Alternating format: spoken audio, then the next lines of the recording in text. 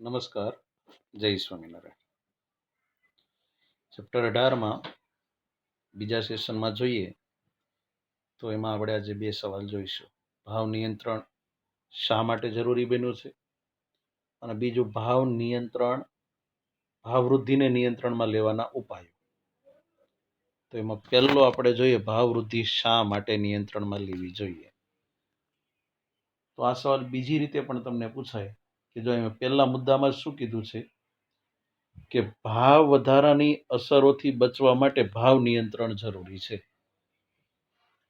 એટલે ક્યારેક આ સવાલ તમને બીજી રીતે પૂછે કે ભાવ વૃદ્ધિની અસરો કઈ કઈ, તો આ બધી અસરો ભાવ વૃદ્ધિની જ છે. ચલો એમાં એટલે ક્યારેક આ સવાલ ભાવ નિયંત્રણ શા માટે જરૂરી બન્યું એની જગ્યાએ ક્યારેક આ સવાલ પણ પૂછે ભાવ વધારાની અસરો કઈ કઈ છે. તો એમાં પહેલો જ મુદ્દો જોઈએ કે ભાવ વધારાને કારણે સરકારના ખર્ચા શું થાય છે, વધે છે. તો સરકારના ખર્ચ વધશે તો સરકાર ખર્ચને પહોંચી વળવા માટે ખાદ્ય પુરવણીની નીતિ દ્વારા નવા નાણાંનું સર્જન કરશે. ખાદ્ય પુરવણીનો આશરો લેશે, નવા નાણાંનું મધ્યસ્થ બેંક એટલે કે રિઝર્વ બેંક પાસે નવા નાણાંનું સર્જન કરાવશે. એટલે એને કારણે સરકાર પાસે નાણાંનો પુરવઠો વધશે. નાણાંનો પુરવઠો વધશે એટલે સ્વાભાવિક છે ચીજ વસ્તુ સેવાની માંગ વધે, પણ એની સામે એટલો પુરવઠો નહીં વધે એટલે વસ્તુની અછત સર્જાશે અને પાછા ભાવ વધ્યા જ કરશે. તો આવી રીતે સતત વધતા ભાવને અટકાવવા માટે પણ ભાવ નિયંત્રણ જરૂરી છે. ચલો ફરીથી યાદ રાખજો, ભાવ વધારાને લીધે સરકારના ખર્ચા વધે છે, તેથી તેને ખાદ્ય પુરવણીની નીતિનો આશરો લઈ નવા નાણાંનું સર્જન કરવું પડે.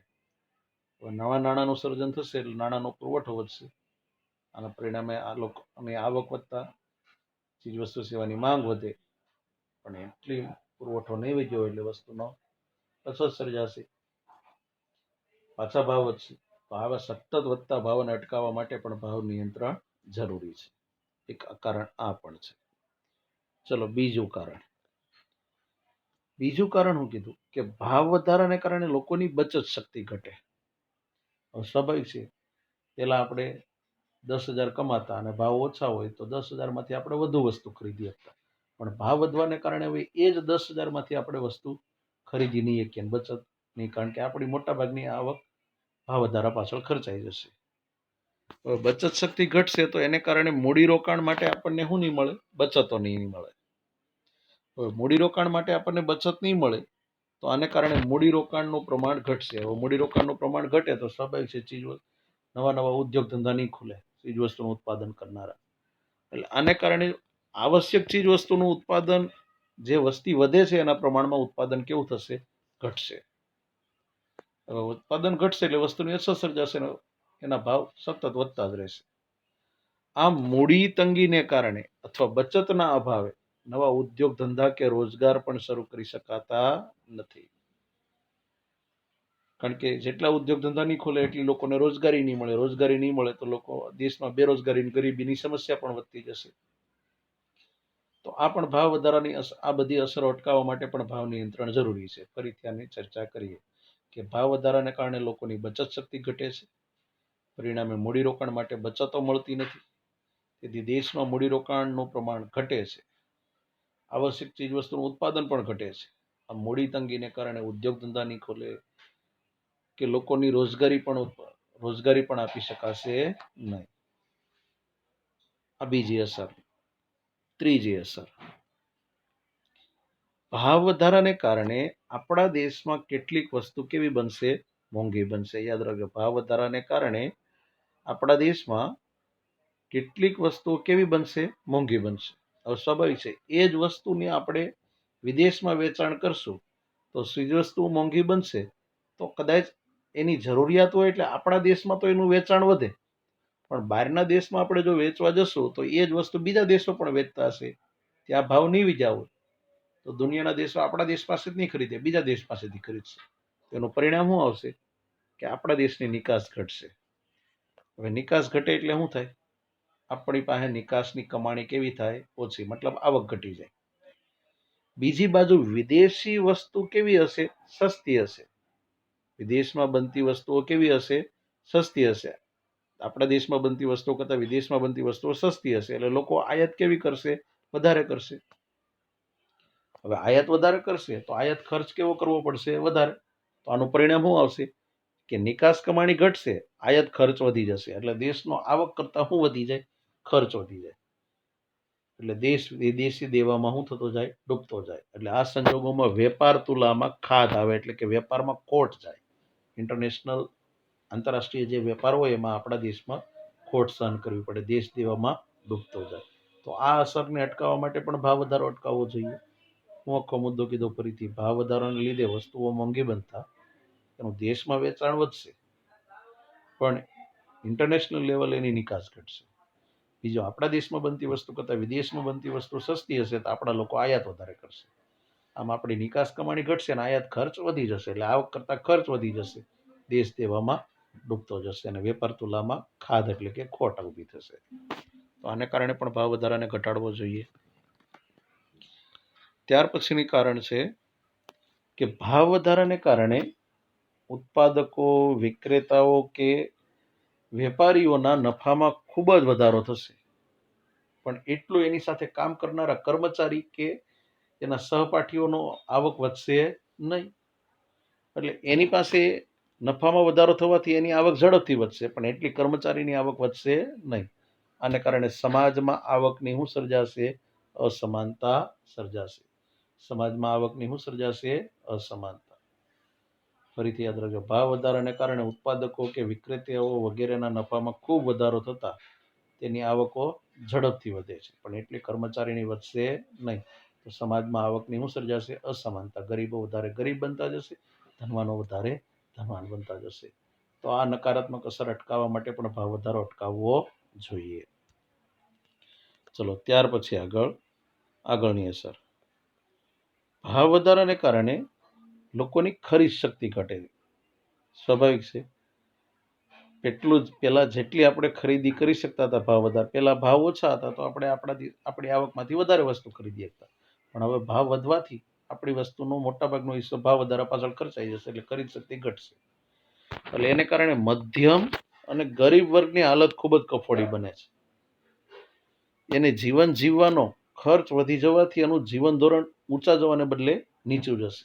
હવે જીવન ધોરણ નીચું જાય તો દેશનો આર્થિક વિકાસ અવરોધાય છે. તો આ અસરને અટકાવવા માટે પણ ભાવ નિયંત્રણ જરૂરી છે. ફરીથી યાદ રાખજો, ભાવ વધારાને લીધે લોકોની ખરીદ શક્તિ ઘટે છે, મધ્યમ અને ગરીબ વર્ગના લોકોની હાલત ખૂબ જ કફોડી બને છે. જીવન નિર્વાહનો ખર્ચ વધવાથી આ વર્ગના લોકોનું જીવન ધોરણ ખાસ નીચું જાય છે. ત્યાર પછી આગળનું કારણ, ભાવ વધારાને કારણે વિદેશી મૂડીરોકાણ ઘટે છે. હવે વિદેશી કંપનીઓ આપણા દેશમાં મૂડીરોકાણ નહીં ખોલે તો એ વિદેશી વસ્તુની આપણે આયાત વધારે કરવી પડશે. હવે જો વિદેશી વસ્તુ આપણને આપણા દેશમાં જ મળી જાય, ધારો કે એપલ ફોન બનાવતી કંપની એક આપણા દેશમાં એક શાખા ખોલે તો એપલ ફોન આપણને અહીંયા જ મળી જાય, નહીં સસ્તો પડે. પણ જો નહીં હોય તો એપલ ફોન આપણે અમેરિકાથી મંગાવવો પડશે અને એ ખૂબ મોંઘો હશે, અને બીજું અમેરિકાને આપણે એનું મૂલ્ય ચૂકવવું પડશે, $. એટલે આને કારણે આપણા દેશમાં વિદેશી હુંડિયામણની તંગી સર્જાય, એટલે કે વિદેશી નાણાંની તંગી સર્જાય છે. ફરીથી યાદ રાખજો, દેશમાં વિદેશી મૂડીરોકાણ ઘટે છે, આયાતી વસ્તુઓમાં વધારો થાય છે અને દેશમાં વિદેશી હુંડિયામણની તંગી સર્જાય છે. તો આ અસરને અટકાવવા માટે પણ ભાવ વધારાને ઘટાડવો જોઈએ. ત્યાર પછી આગળ, ભાવ વધારાને લીધે ગરીબ અને મધ્યમ વર્ગના લોકોનું જીવન કથળશે.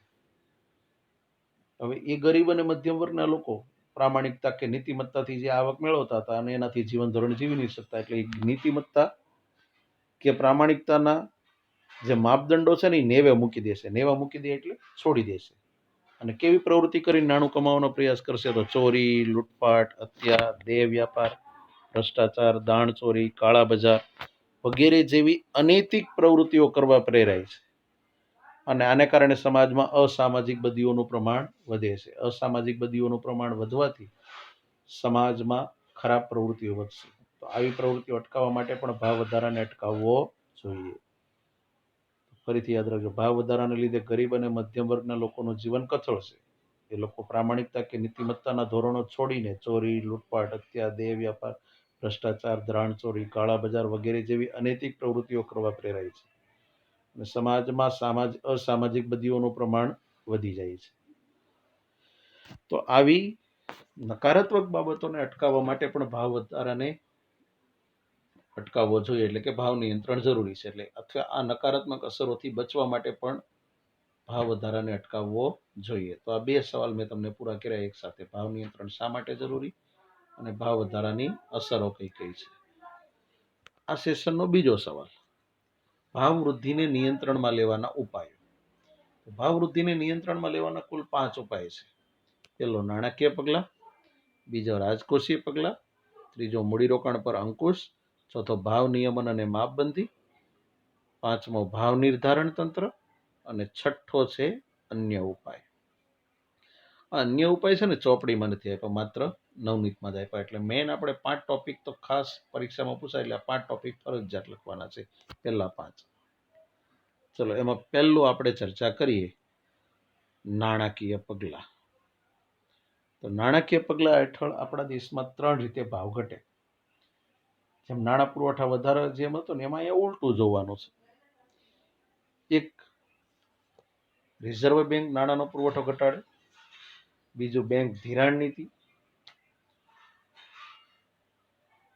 તો એમાં પહેલો જ મુદ્દો જોઈએ, નાણાકીય પગલા હેઠળ ભાવ કઈ રીતે ઘટશે. તો ભારતની મધ્યસ્થ બેંક, આ યાદ રાખજો MCQ, આપણા દેશના નાણાંના પુરવઠામાં વધારો ઘટાડો કોણ કરી શકે? આપણા દેશની મધ્યસ્થ બેંક. તો મધ્યસ્થ બેંક એટલે કોણ? કઈ મધ્યસ્થ બેંક? તો રિઝર્વ બેંક ઓફ ઇન્ડિયા, જેને ટૂંકમાં આપણે RBI કરી શકીએ, કે જે નાણાંના પુરવઠામાં ઘટાડો કરે છે. હવે નાણાંના પુરવઠામાં ઘટાડો મતલબ આપણે પહેલા 30,000 કમાતા હતા, હવે તો 20,000 કમાઈ શકીએ એમ નહીં. એ એવી રીતે નાણાંનો પુરવઠો ઘટાડશે કે પહેલા જે આપણે કમાણી કરતા એનો મોટો હિસ્સો આપણે વાપરી શકતા, હવે આપણે ઓછો વાપરી શકીએ, એવી રીતે નાણાંનો પુરવઠો ઘટાડશે. હવે નાણાંનો પુરવઠો ઘટાડશે એટલે આપણે સ્વાભાવિક છે ખર્ચ કરવાની પ્રવૃત્તિ પર અંકુશ આવે. હવે આપણો ખર્ચ ઘટે એટલે આપોઆપ આપણી માંગ ઘટે, અને માંગ ઘટે એટલે શું ઘટે? ભાવ ઘટે. એક આ રીતે ભાવ ઘટાડશે. બીજી ભાવ ઘટાડવાની પદ્ધતિ કઈ છે? તો મધ્યસ્થ બેંક બેંક દ્વારા ભાવ ઘટાડશે. બેંક દ્વારા કઈ રીતે? તો આપણા દેશની મધ્યસ્થ બેંક RBI બેંક ધિરાણ નીતિ અન્વયે, યાદ રાખજો કઈ નીતિ અન્વયે? તો બેંક ધિરાણ નીતિ અન્વયે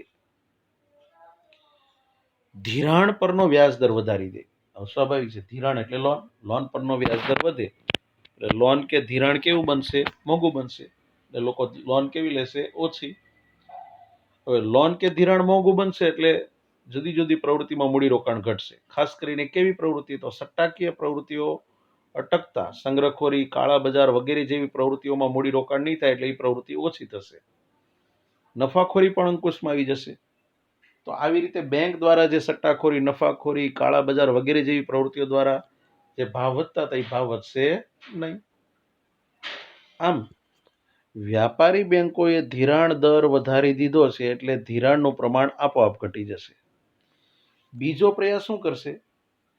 વ્યાજ દર વધારી દે, મતલબ લોકોને બચત ઉપર વ્યાજ કેવો આપે? વધારે. બચત ઉપર વ્યાજ વધારે મળતું હોય તો લોકો પોતાની સટ્ટાકીય નાણું બચત સ્વરૂપે બેંકમાં ફિક્સ ડિપોઝિટ સ્વરૂપે મૂકી દેશે. બેંક પાસે નાણું આવી ગયું એટલે લોકો પાસે વાપરવા યોગ્ય નાણું વધશે ને એટલે આપોઆપ માંગ ઘટશે, ને માંગ ઘટશે એટલે ભાવ ઘટશે. તો બીજી, બેંક પાસે નાણું આવ્યું એટલે બેંક મૂડી સર્જનનો દર વધારશે, એટલે કે મૂડીરોકાણ કરશે. હવે મૂડીરોકાણ કરશે તો નવા નવા શું ખુલશે? ઉદ્યોગ ધંધા. નવા નવા જેટલા ઉદ્યોગ ધંધા ખુલે એટલી રોજગારી મળે. રોજગારી મળે એટલે ગરીબી બેરોજગારી ઘટે, ચીજ વસ્તુનું ઉત્પાદન વધારે થાય એટલે વસ્તુની અછત ન સર્જાય. આવી રીતે પણ ભાવ ઘટે. અને એક ત્રીજી રીત, સરકારી જામીનગીરીનું વેચાણ કરશે રિઝર્વ બેંક. સરકારી જામીનગીરી એટલે કે સરકારી મિલકતોનું વેચાણ. સરકારી મિલકત વેચશે એટલે પ્રજા ખરીદશે એટલે પ્રજાનું નાણું સરકાર પાસે આવી જાય, પ્રજા પાસે વાપરવા યોગ્ય નાણું નહીં વધે એટલે આપોઆપ માંગ ઘટશે, માંગ ઘટશે તો ભાવ ઘટશે. આ 3 રીતે નાણાકીય પગલા ભરીને રિઝર્વ બેંક આપણા ખર્ચને અંકુશમાં લાવી દે. તો કયા પગલા થયા? નાણાકીય પગલા. ચલો ફરીથી યાદ રાખજો. ભારતની મધ્યસ્થ બેંક એટલે કે રિઝર્વ બેંક ઓફ ઇન્ડિયા નાણાંનો પુરવઠો ઘટાડશે અને લોકોના ખર્ચને પર અંકુશ લાવી દેશે, એટલે આપોઆપ ચીજ વસ્તુની માંગ ઘટશે, એટલે માંગ ઘટશે એટલે કિંમત ઘટશે. બીજો ઉપાય, મધ્યસ્થ બેંક ધિરાણ નીતિ અન્વયે ધિરાણ પરનો વ્યાજ દર વધારી દે, એટલે ધિરાણ કે લોન મોંઘી બને એટલે આપોઆપ મૂડીરોકાણ ઘટે. પરિણામે સટ્ટાકીય પ્રવૃત્તિઓ જેવી કે નફાખોરી, કાળા બજાર, સંગ્રહખોરી આવી પ્રવૃત્તિમાં મૂડીરોકાણ નહીં થાય તો એને કારણે પણ જે ભાવ વધતા હતા એ અટકી જશે. બીજી બાજુ વ્યાપારી બેંકોએ ધિરાણ પરનો વ્યાજ દર વધારી દીધો એટલે ધિરાણનું પ્રમાણ ઘટશે, પણ બચત ઉપરનો વ્યાજ દર વધશે એટલે લોકો સટ્ટાકીય પ્રવૃત્તિમાં નાણું વાપરવાને બદલે બચત સ્વરૂપે બેંકમાં મૂકી દેશે. હવે એને કારણે પ્રજા પાસે વાપરવા યોગ્ય નાણું નહીં રહે. બીજી બાજુ બેંક પાસે નાણું વધારે આવ્યું એટલે બેંક મૂડીરોકાણ વધારે કરશે, નવા નવા ઉદ્યોગ ધંધા ખુલશે એટલે વસ્તુનું ઉત્પાદન વધારે થશે એટલે વસ્તુની અછત ન સર્જાય. બીજું, લોકોને રોજગારી વધારે મળશે. ત્રીજો ઉપાય, રિઝર્વ બેંક સરકારી જામીનગીરીનું વેચાણ કરી નાણાંના પ્રવાહને અંકુશમાં રાખશે, કારણ કે સરકારી જામીનગીરી વેચશે એટલે ખરીદશે પ્રજા, એટલે આ રીતે પણ ભાવ ઘટશે. તો આ પહેલા પગલા થયા નાણાકીય પગલા ભાવ ઘટાડવા માટેના. બીજા પગલા છે રાજકોષીય પગલા. ચલો રાજકોષીય પગલા જોઈએ તો ક્યારેક આ રીતે એમસીક્યુમાં પૂછે, રાજકોષીય નીતિ એટલે શું? તો રાજ્યની આવક અને ખર્ચ અંગેની નીતિને રાજકોષીય નીતિ કહેવાય. રાજ્યની આવક અને ખર્ચ અંગેની નીતિને રાજકોષીય નીતિ કહેવાય. ચલો એમાં પણ 3 રીતે. ખોટ ઘટાડવા માટે 5 પગલા ભરે, કરવેરાનું પ્રમાણ વધારી દે અને બચત યોજના જેવી સ્કીમ લાવે. ચલો એમાં પહેલું પગલું જોઈએ. પહેલું હું પગલું કીધું કે સરકાર અંદાજપત્રની રાજકોષીય ખાધમાં ઘટાડો કરવા. રાજકોષીય એટલે કે રાજ્યના ખોટને ઘટાડવા માટે 5 કયા નિર્ણય લેશે? સબસિડી ઘટાડી દે અથવા આપે જ નહીં, જાહેર લોનના પ્રમાણમાં ઘટાડો કરે, વ્યાજ ઓછું ચૂકવે, વહીવટી ખર્ચમાં કરકસર એટલે કે પ્રજાને, સરકારી કર્મચારીને પગાર વધારો ન આપે, ભથ્થા વધારે ન આપે અથવા બિનજરૂરી ખર્ચમાં ઘટાડો કરે. સરકારના આ પગલાને કારણે જે પ્રજાને જે લાભ મળે છે એ લાભ નહીં મળે અને એને કારણે પ્રજાને ખર્ચ વધારે કરવો પડશે. એટલે પ્રજાનો ખર્ચ અંકુશમાં આવી જશે એટલે આપોઆપ ભાવ ઘટવા મળશે. કારણ કે આનાથી પહેલા પ્રજાને લાભ મળતો એટલે પ્રજા વધારે ખર્ચ કરી હતી, પણ હવે લાભ નહીં મળે તો પ્રજાને, સરકારને નાણાં વધારે ચૂકવવા પડશે, બીજી વસ્તુ પાછળ નાણાં ખર્ચી નહીં શકે એટલે આપોઆપ માંગ ઘટશે, માંગ ઘટશે એટલે ભાવ ઘટશે. બીજા પગલા, સરકાર પ્રત્યક્ષ કરવેરાના પ્રમાણ અને વ્યાપમાં વધારો કરે. આપણે જે સરકારને કરવેરા ભરીએ છીએ એના પ્રમાણમાં વધારો. ધારો કે પહેલા 1,10,000 કરવેરા હતા એટલે 10,000 ભરવા પડતા, પણ હવે 1,00,000 ધારો કે 30% કરવેરો કરી નાખે તો 30,000 ભરવો પડશે. બીજી બાજુ શ્રીમંત વર્ગની વપરાશી વસ્તુઓ કે સુખ સુગંધની વસ્તુ ઉપર કરવેરા વધારે નાખે. એક તો ધનવાનોની મોજશોખની વસ્તુઓ મોંઘી હોય અને એની ઉપર કરવેરા વધારે નાખે એટલે વધારે મોંઘી બને. એટલે એ વસ્તુઓ મોંઘી બનતા લોકો ખરીદી કેવી કરશે? ઓછી. એટલે આપો માંગ ઘટશે એટલે ભાવ ઘટશે. એક આ રીતે ભાવ ઘટાડશે. એક ત્રીજી નીતિ, જાહેર ઋણ નીતિ અનુસાર ફરજિયાત બચત યોજના લાગુ પાડશે. બચત યોજના જેવી સ્કીમ લાગુ પાડશે અને સમાજના ખર્ચને મર્યાદિત કરશે. સમાજ વધુને વધુ બચત કરે, યાદ રાખજો, સમાજના લોકો વધુને વધુ બચત કરે એવું પ્રોત્સાહન આપશે. હવે બચત વધારે કરશે લોકો તો બચત સ્વરૂપે લોકોનું નાણું સરકાર પાસે આવી ગયું હશે એટલે પ્રજા પાસે વાપરવા યોગ્ય નાણું નહીં વધ્યું એટલે આપોઆપ માંગ ઘટશે અને માંગ ઘટશે તો ભાવ ઘટશે. ચલો, આ રાજકોષીય નીતિ અંતર્ગત આ 3 પગલા ભરે છે. સરકાર, ફરીથી યાદ રાખજો, સરકાર અંદાજપત્રની ખાધમાં ઘટાડો કરવા માટે સબસિડીમાં ઘટાડો કરે, જાહેર લોનના પ્રમાણમાં ઘટાડો કરીને વ્યાજની ચૂકવણી ઓછી કરે, વહીવટી ખર્ચમાં કરકસર અને બિનજરૂરી ખર્ચમાં ઘટાડો કરે. આવી રીતે પણ આપોઆપ આપણો ખર્ચ ઘટશે એટલે માંગ ઘટશે અને માંગ ઘટશે એટલે ભાવ ઘટશે.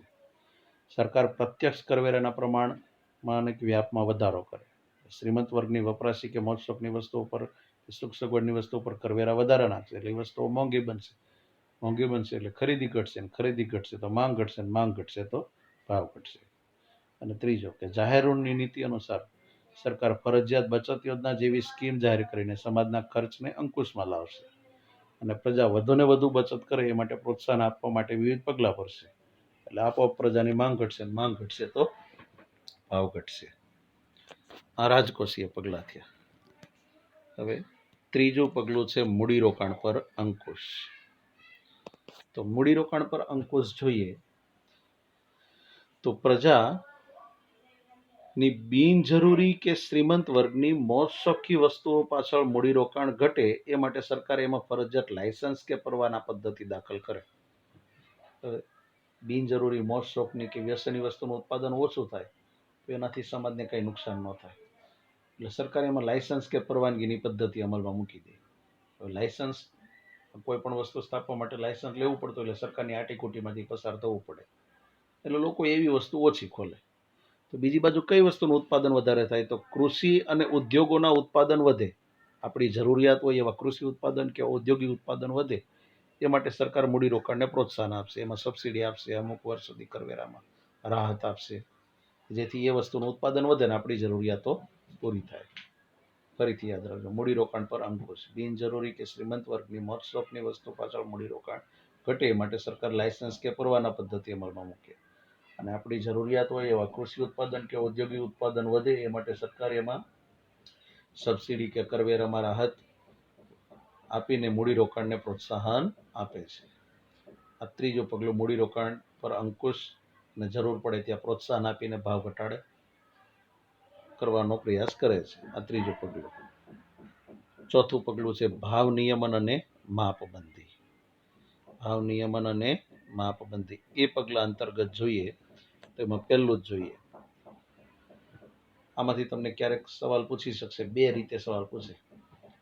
ભાવ નિયમન અને માપબંધીમાં જાહેર વિતરણ પ્રણાલીનું યોગદાન, અને ભાવ નિયમન અને માપબંધીમાં વ્યાજબી ભાવની દુકાનોનું યોગદાન.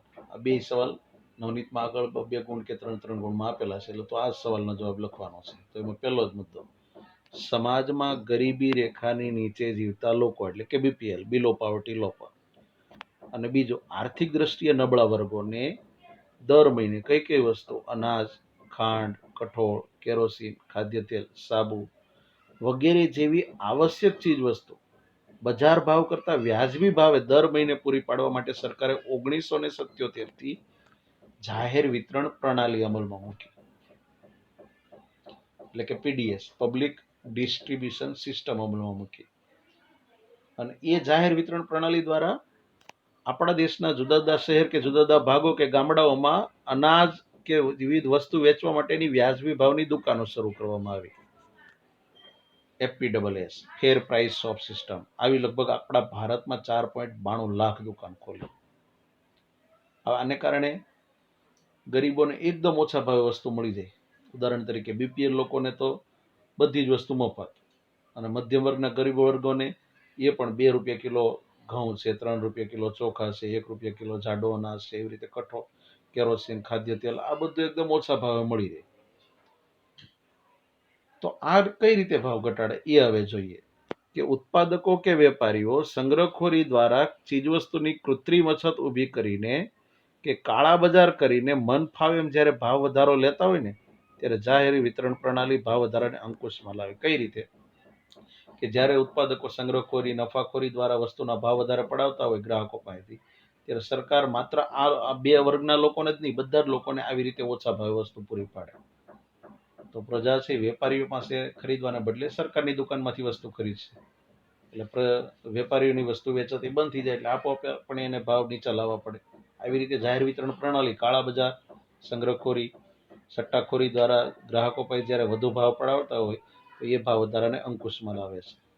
એટલે આમ ભાવ વધારાની પરિસ્થિતિમાં ખાસ કરીને કયા વર્ગના લોકો? તો ગરીબી રેખા નીચે જીવતા લોકોનું જીવન ધોરણ ટકાવી રાખવામાં જાહેર વિતરણ પ્રણાલી આશીર્વાદરૂપ છે. હું આખો મુદ્દો યાદ રાખજો, ભાવ નિયમન અને માપબંધી. ફરીથી જોઈએ તો સમાજમાં ગરીબી રેખા નીચે જીવતા લોકોને કે આર્થિક દ્રષ્ટિએ નબળા વર્ગના લોકોને અનાજ, ખાંડ, કઠોળ, કેરોસીન, ખાદ્ય તેલ, સાબુ વગેરે જેવી આવશ્યક વસ્તુઓ દર મહિને વ્યાજબી ભાવે પૂરી પાડવા જાહેર વિતરણ પ્રણાલી, એટલે કે પબ્લિક ડિસ્ટ્રીબ્યુશન સિસ્ટમ 1977 થી ચાલુ કર્યો. એ હેઠળ સસ્તા અનાજની કે વ્યાજબી ભાવની દુકાનો ખોલવામાં આવી, ફેર પ્રાઇસ શોપ સિસ્ટમ, જે આજે આખા ભારતમાં 4.92 લાખ દુકાન છે. આમ ઉત્પાદકો કે વેપારીઓ સંગ્રહખોરી દ્વારા ચીજવસ્તુ કે સેવાઓની કૃત્રિમ અછત ઊભી કરી કે કાળા બજાર કરીને મન ફાવે એમ ગ્રાહકો પાસેથી ભાવ પડાવતા હોય, તો એવા પરિસ્થિતિમાં જાહેર વિતરણ પ્રણાલી ભાવ વધારાને અંકુશમાં લાવે. આમ ભાવ વધારાની પરિસ્થિતિમાં ગરીબ વર્ગના લોકોનું જીવન ધોરણ ટકાવી રાખવામાં જાહેર વિતરણ પ્રણાલી એક આશીર્વાદરૂપ છે, એમ કેવું હોય તો પણ કહી શકાય. આ ચોથું કારણ થયું, ભાવ નિયમન અને માપબંધી. પાંચમું કારણ, ભાવ નિર્ધારણ તંત્ર. ભાવ નિર્ધારણ તંત્ર જોઈએ આમાંથી પણ તમને એક અલગથી સવાલ પૂછશે, આવશ્યક ચીજ વસ્તુનો અંગેનો ધારો 1955 સમજાવો. ચલો એમાં પહેલો જ મુદ્દો જોઈએ, સંગ્રહખોરી, સટ્ટાખોરી કે કાળા બજાર વગેરે જેવી પ્રવૃત્તિને અટકાવવા. બીજું, આવશ્યક વસ્તુઓના ભાવ વ્યાજબી સ્તર પર ટકાવી રાખવા. આવશ્યક વસ્તુના ભાવોને વ્યાજબી સ્તર પર ટકાવી રાખવા. અને આવશ્યક વસ્તુઓ નાગરિકોને સરળતાથી ઉપલબ્ધ બને. આ ત્રણ હેતુસર કેટલીક ચીજ વસ્તુના ભાવ સરકાર નક્કી કરે છે. યાદ રાખજો, કેટલીક ચીજ વસ્તુના ભાવ કોણ નક્કી કરે છે? સરકાર. અને સરકારે જે વસ્તુના ભાવ નક્કી કર્યા છે વેપારીઓએ એ જ ભાવે વસ્તુ વેચવી પડે છે. ફરીથી યાદ રાખજો આખો મુદ્દો. હું આખો મુદ્દો કીધો, સંગ્રહખોરી, સટ્ટાખોરી કે નફાખોરીને અટકાવવા, આવશ્યક વસ્તુઓના ભાવને વ્યાજબી સ્તર પર ટકાવી રાખવા, અને એ આવશ્યક વસ્તુઓ નાગરિકોને સરળતાથી મળી રહે એ માટે સરકાર કેટલીક આવશ્યક વસ્તુના ભાવ પોતે નક્કી કરે છે અને એ ભાવોએ જ વેપારીઓ વસ્તુ વેચવાનો આગ્રહ રાખવો પડે છે. હવે વેપારીઓ ધારો કે એ ભાવે વસ્તુ ન વેચે તો એના માટે શું પગલું છે? તો સરકારે આવશ્યક વસ્તુના ભાવ સપાટીને સ્થિર રાખવા માટે કાયદો બનાવ્યો. આવશ્યક ચીજ વસ્તુઓનો ધારો 1955 અમલમાં મૂક્યો. ક્યારેક આ સવાલ પણ પૂછે, આવશ્યક ચીજ વસ્તુનો ધારો 1955 શું છે? તો હવે પછીનો બધો મુદ્દો એ જવાબમાં લખી શકાય. તો એ આ આવશ્યક ચીજ વસ્તુ અંગેના ધારા અંતર્ગત જે વેપારીઓ સરકારે નક્કી કરેલા ભાવ મુજબ ચીજ વસ્તુઓ વેચતા ન હોય તો એ વેપારીઓ વિરુદ્ધ આ કાયદા હેઠળ કાર્યવાહી હાથ ધરવામાં આવે છે. એની દુકાનો પણ સીલ કરી દેવામાં આવે, એને સજા કે દંડ પણ કરવામાં આવે છે. આ સિવાય આ કાયદા હેઠળ વેપારીઓને આવશ્યક ચીજ વસ્તુના જથ્થાના રોજે રોજના સ્ટોક પત્રક અને ભાવ પત્રક પ્રદર્શિત કરવામાં આવે છે. સ્ટોક પત્રક એટલે શું? મારી દુકાનમાં દિવસે દુકાન ખોલતી વખતે આટલો સ્ટોક હતો, દુકાન બંધ કરતી વખતે આટલો વેચાણો, હવે આટલો સ્ટોક વધ્યો. રોજે રોજનું આવું સ્ટોક પત્રક બનાવવું પડે. એનાથી શું ખબર પડે કે કોઈ પણ વેપારી જરૂર કરતા વધારે વસ્તુનો સંગ્રહ તો નથી કરતો ને. અને ભાવપત્રક એટલે હું, મારી દુકાનમાં એટલી વસ્તુ વેચાય છે, પર કેજી કે 20 કિગ્રા દીઠ આટલો ભાવ છે. આને આધારે ખબર પડશે કે કોઈ દુકાનદાર વધુ ભાવ લેતો નથી.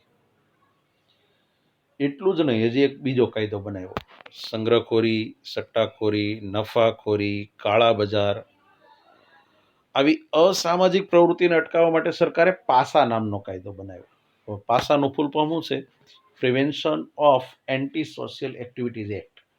Prevention of anti social activity act. આ કાયદા હેઠળ જે વ્યક્તિ સટ્ટાખોરી, સંગ્રહખોરી, નફાખોરી કે કાળા બજાર જેવી પ્રવૃત્તિ કરતા અટકાય તો એવા વેપારીઓની અટકાયત કરવામાં આવે છે. યાદ રાખજો, એવા વેપારીઓની અટકાયત કરવામાં આવે છે. અને અટકાયત મતલબ એની ધરપકડ કરવામાં આવે છે. અને કડક કાનૂની જોગવાઈ હેઠળ આ પ્રવૃત્તિના ઉલ્લંઘન બદલ એને કડકમાં કડક શિક્ષાત્મક પગલા દ્વારા સરકાર ભાવ વધારાને અંકુશમાં રાખવાનો પ્રયાસ કરે છે. આ કાયદા હેઠળ સરકારે અત્યાર સુધીમાં કઈ કઈ વસ્તુના ભાવ નક્કી કર્યા?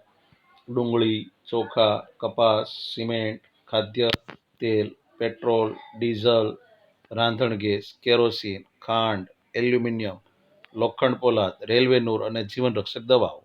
આ બધી વસ્તુના ભાવ સરકાર નક્કી કરે છે. રેલવે નૂર એટલે રેલવે દ્વારા જે માલસામાનની હેરફેર થાય એના માટે જે ભાડું ચૂકવીએ છીએ એને રેલવે નૂર કહેવાય. અને જીવન રક્ષક દવાઓ, કે કેટલીક દવાઓ એવી છે કે આપણે આજીવન લેવી પડતી હોય એને જીવન રક્ષક દવાઓ કહેવાય.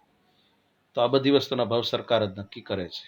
ચલો ફરીથી ટૂંકમાં જોઈએ આને, કે સંગ્રહખોરી, સટ્ટાખોરી કે નફાખોરીને અટકાવવા, કે આવશ્યક ચીજ વસ્તુના ભાવોને વ્યાજબી સ્તર પર ટકાવી રાખવા, તેમજ એ આવશ્યક વસ્તુઓ નાગરિકોને સરળતાથી ઉપલબ્ધ થાય એ માટે સરકાર કેટલીક આવશ્યક વસ્તુના ભાવ સરકાર પોતે નક્કી કરે. અને એ જ ભાવોએ ચીજ વસ્તુઓ વેચવા માટે સરકાર વેપારીઓને જણાવે છે. અને વેપારીઓ એ ભાવે જ વસ્તુ વેચવી પડે. ન વેચે તો એના માટે શું વ્યવસ્થા?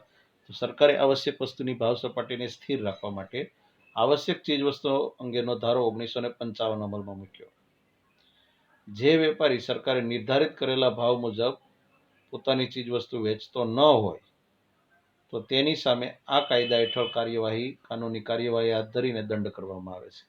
એટલું જ નહીં, આ કાયદા હેઠળ વેપારીઓ આવશ્યક ચીજવસ્તુના જથ્થાના રોજે રોજના સ્ટોક પત્રક કે ભાવપત્રકો પ્રદર્શિત કરીને એનું નિયમન કરવું પડે છે. સંગ્રહખોરી, સટ્ટાખોરી, નફાખોરી, કાળા બજાર જેવી અસામાજિક પ્રવૃત્તિને અટકાવવા માટે સરકારે પાસા નામનો કાયદો અમલમાં મૂક્યો. પાસાનો ફૂલ ફોર્મ છે prevention of anti social activities act. આ કાયદા હેઠળ વેપારીઓ જો આ પ્રવૃત્તિ કરતા પકડાય તો એની અટકાયત કરવામાં આવે છે. કડક કાનૂની જોગવાઈ દ્વારા આવી પ્રવૃત્તિના ઉલ્લંઘન બદલ શિક્ષાત્મક કે દંડાત્મક પગલાં ભરી આ વધારાને અંકુશમાં રાખે છે. અત્યાર સુધીમાં સરકારે કઈ કઈ વસ્તુના ભાવ નિયંત્રણમાં નક્કી કર્યા છે? તો ડુંગળી, ચોખા, કપાસ, સિમેન્ટ, ખાદ્ય તેલ, પેટ્રોલ, ડીઝલ, રાંધણ ગેસ, કેરોસીન, ખાંડ, એલ્યુમિનિયમ, લોખંડ પોલાદ, રેલવેનો જીવન રક્ષક દવાઓના ભાવ સરકાર નક્કી કરે છે. અન્ય ઉપાય આ ચોપડીમાં નથી, માત્ર નવનીતમાં જ છે. અન્ય ઉપાયમાં શું કીધું કે સરકાર આવશ્યક ચીજ વસ્તુનો પૂરતો, યાદ રાખજો, સરકાર આવશ્યક ચીજ વસ્તુનો પૂરતો પુરવઠો જાળવવા માટે કેટલીક વખત સરકાર ચીજવસ્તુઓની કે સેવાઓની અન્ય રાજ્ય કે પ્રદેશમાંથી આયાત કરે. સરકારને એમ લાગે કે મારા રાજ્ય કે મારા દેશમાં આ સમયે આ વસ્તુઓની અછત સર્જાય એમ છે, તો અછત સર્જાય એ પહેલા જ રાજ્ય સરકાર કે કેન્દ્ર સરકાર જો નજીકના રાજ્યમાંથી શક્ય બને તો નજીકના રાજ્યમાંથી, અને જો રાજ્યમાં શક્ય ન બને તો પડોશી દેશોમાંથી એ વસ્તુની આયાત કરે અને પુરવઠાને જાળવી રાખે છે. ઉદાહરણ તરીકે ખાંડ, ડુંગળી, ચોખા, કઠોળ, ઘઉં વગેરેની અછત સર્જાય એ પહેલા જ સરકાર આવી રીતે પુરવઠો જાળવી રાખે એટલે એના વસ્તુના ભાવ વધે નહીં, ભાવ અંકુશમાં રહે. એટલે આ અન્ય ઉપાયમાં આવશે. તો આવી રીતે કુલ 6 ઉપાય છે. તો એમાં પહેલો ઉપાય આપણે જોયો તો નાણાકીય પગલાં, રાજકોષીય પગલાં, મૂડીરોકાણ પર અંકુશ, ભાવ નિયમન અને માપબંધી અને ભાવ નિર્ધારણ તંત્ર અને અન્ય ઉપાયો. અહીંયા આપણું સેશન 2 પૂરું થાય છે. તો આપણે જ્યાં એ કારણો જોઈએ એ કારણોમાંથી પણ ટૂંકા સવાલ જેટલા આવે છે એ નવનીતમાંથી વાંચી જવા.